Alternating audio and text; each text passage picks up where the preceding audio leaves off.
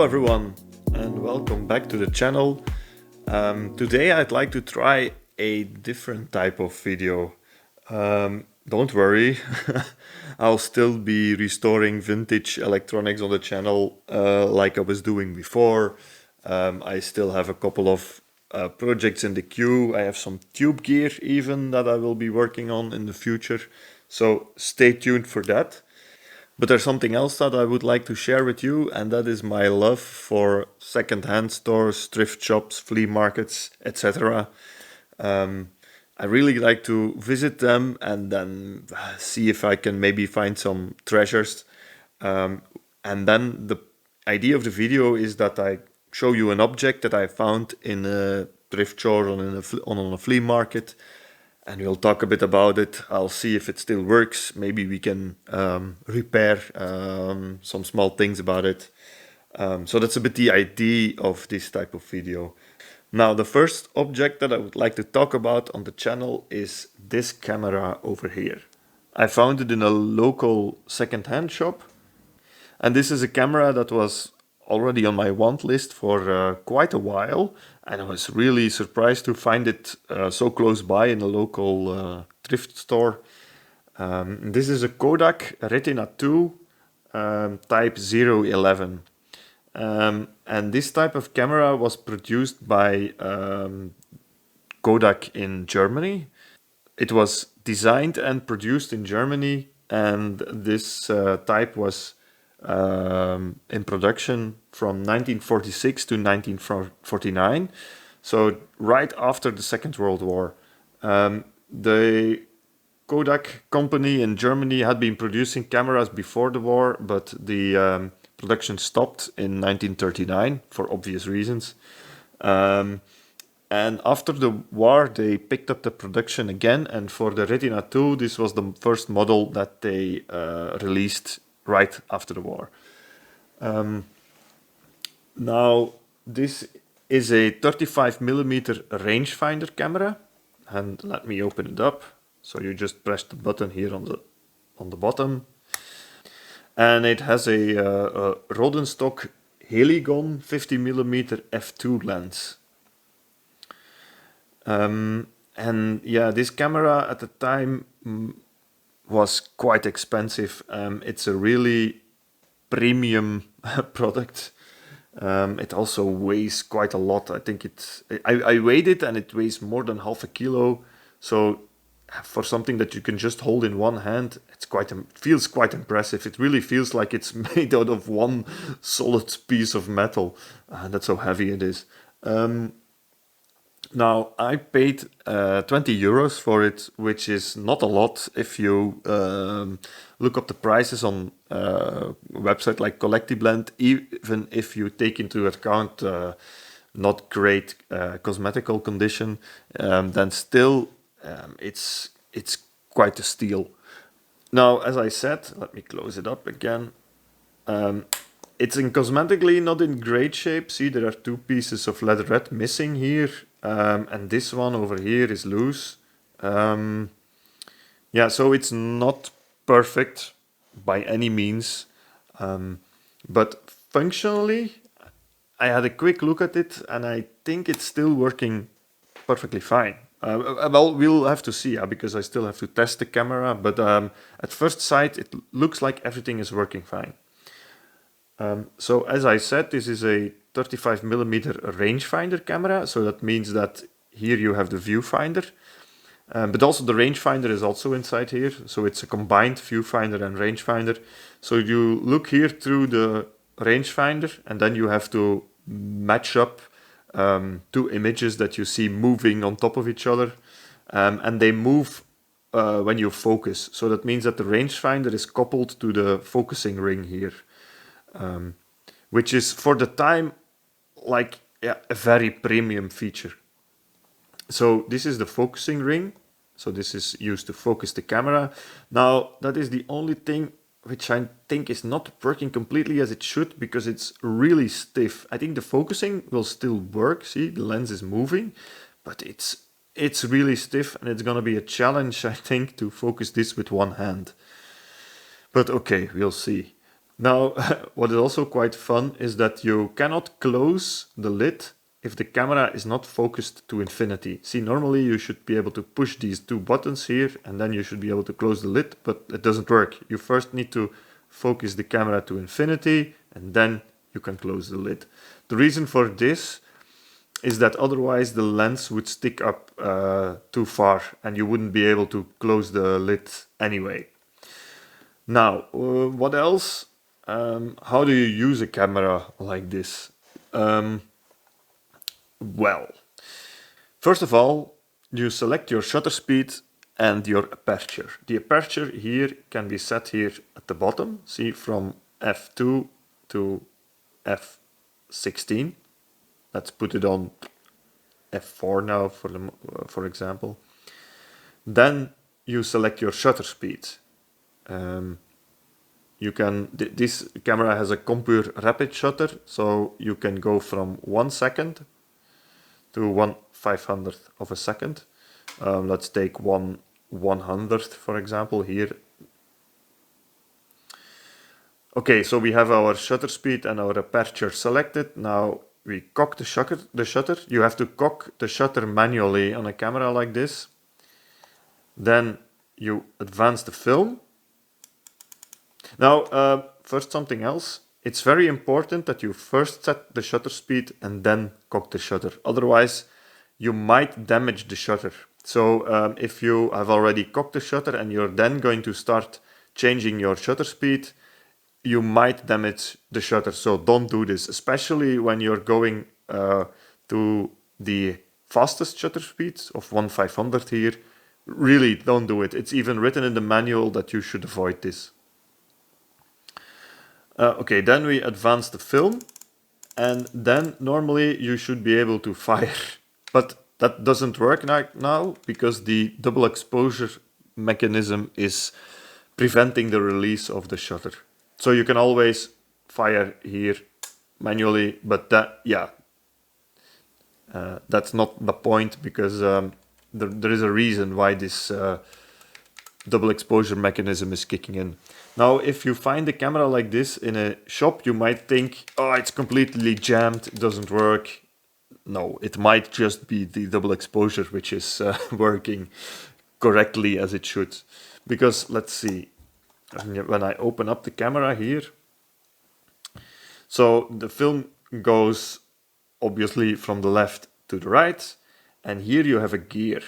And this gear does two things. First of all, it advances the frame counter. See, here you have a frame counter. But also it releases the double exposure prevention when you have advanced the film far enough. And it also blocks you from advancing the film too far. See, because now I can just keep winding.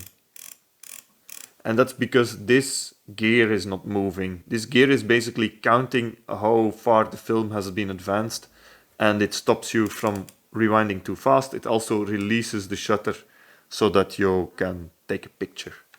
So, in long story short, the camera doesn't work pretty well when there is no film inside. You cannot really test everything perfectly. You need to put a film inside before this mechanism here works as it should. Okay, short intermezzo. While I was editing the video, I thought maybe it's nice to show the mechanism working with some film inside. So I have here an old roll of completely exposed film, which I just use for testing, and I put it in the camera. And here you can see that if I advance the film, I need to put a bit of pressure here, because you have the pressure plate normally when the door is closed. So if I advance the film, you can see that the gear here is moving nicely along, which basically counts how many sprockets you have advanced, and then, yeah, see, it locks, so you can't advance the film any further. And then, if you cock the shutter, you can take a picture. See? So, and now I can't. The shutter button is completely blocked. Even if I don't advance far enough, it's just unlocked Even if I cock the shutter, see, it's blocked until I have advanced the film far enough, and then you can take a picture. What is also funny to notice, to show you, I thought this was really funny, is the frame counter here. So see, this is the film counter here. It's currently set to 6.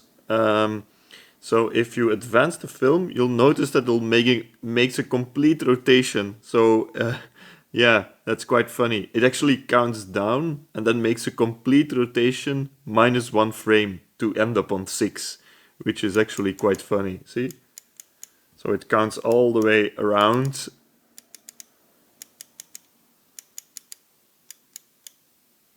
Okay, this guy, now it ends up on 7. Let's try it again. So now it's on 7, yeah.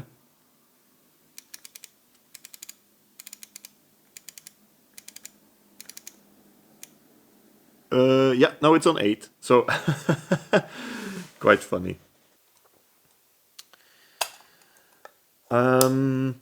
What else do we have? Here, this is the knob to rewind the film back into the canister. Now, to be able to do that, you first need to release the film so that it can, that you can pull it back. And that's what this switch is for. Here you can set the direction of the film. So this is advance and this is reverse. So if you want to, at the end, if you run out of film and you want to rewind everything back into the canister, first you need to set this to rewind. And this dial over here is to set your frame counter to 0 or to whatever you want basically.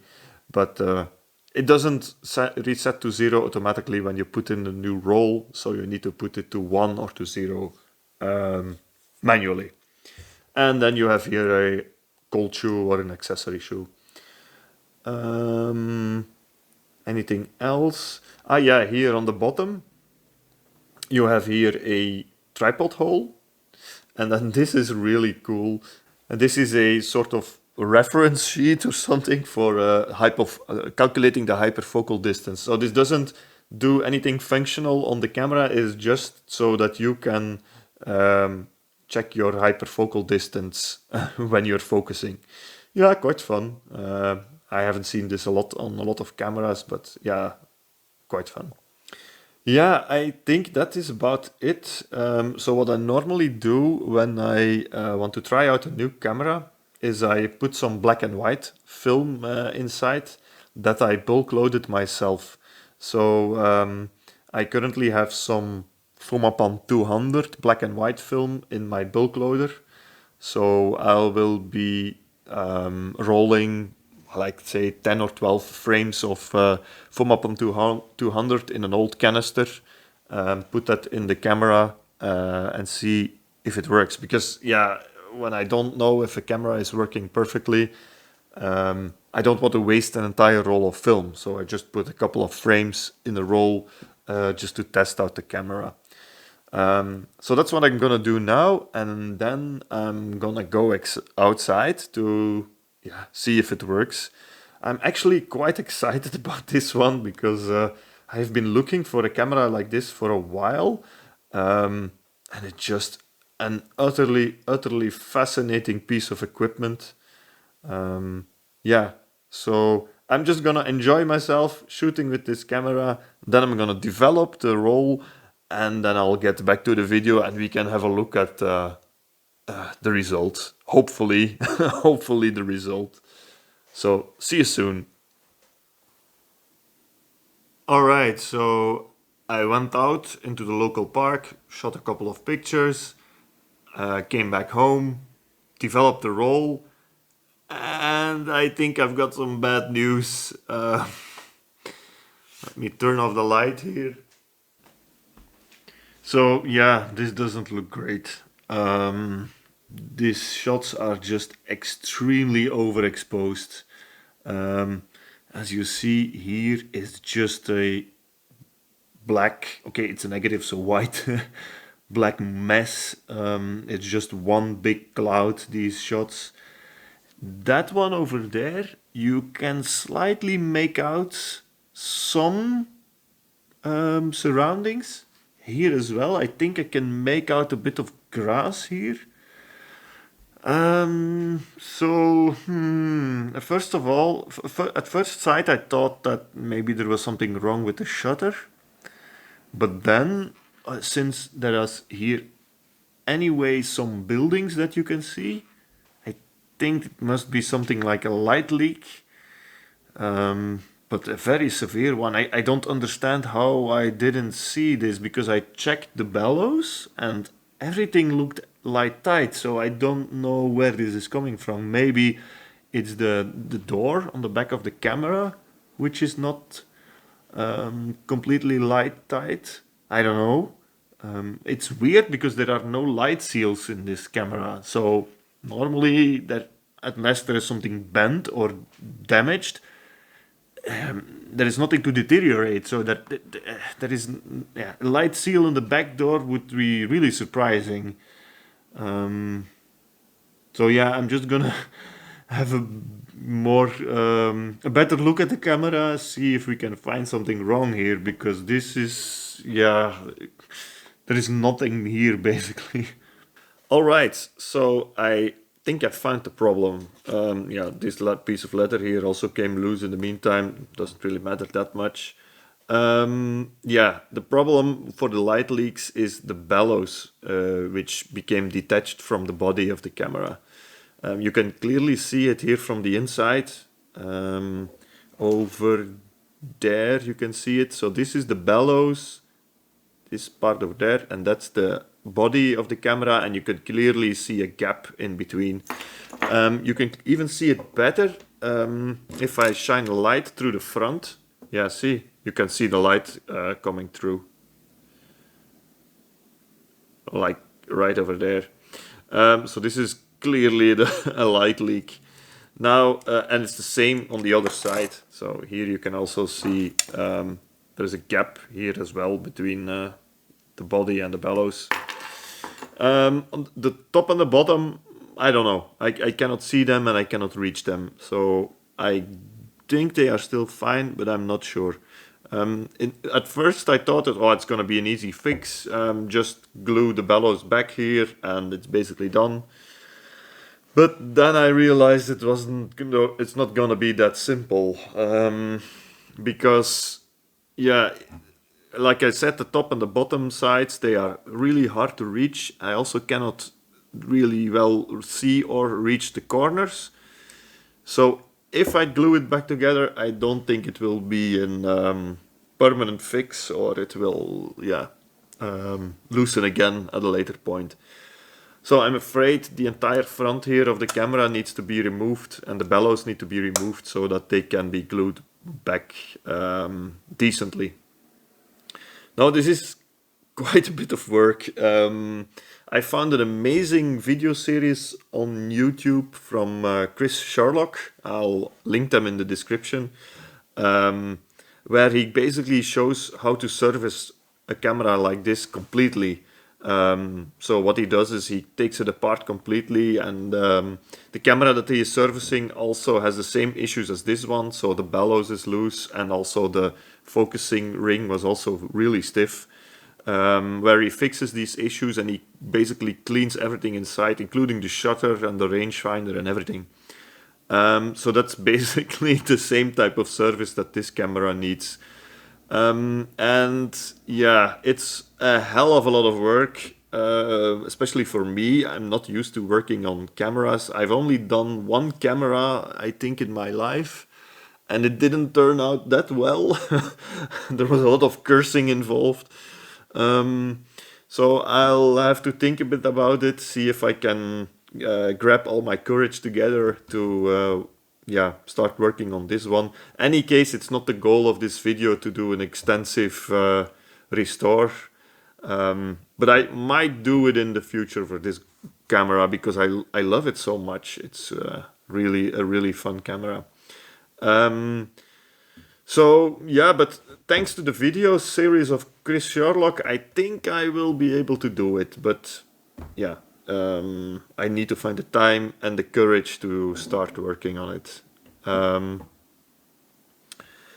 Yeah, I think that's basically it then for the video. A bit a disappointing result, but the camera at least it's not dead, let's say, or it's not for the garbage. It really just needs a lot of love, care, and attention. Maybe I will be able to provide it at some day in the future. Maybe then also I'll give an update here on the channel. Don't know yet. So yeah, if you like this type of video, hopefully we can have some other treasures that I find somewhere. Hopefully they will work a bit better than this one. But okay, it's always interesting to look at an old piece of technology. So if you like this type of video, let me know. I have some other stuff that I picked up as well from the past couple of years and months, which I can share here as well if you're interested, if this video does well. So in any case, I would like to thank you for watching. The next video will probably again be a normal repair/restore video. So I hope to see you then. And in the meantime, take care and bye bye.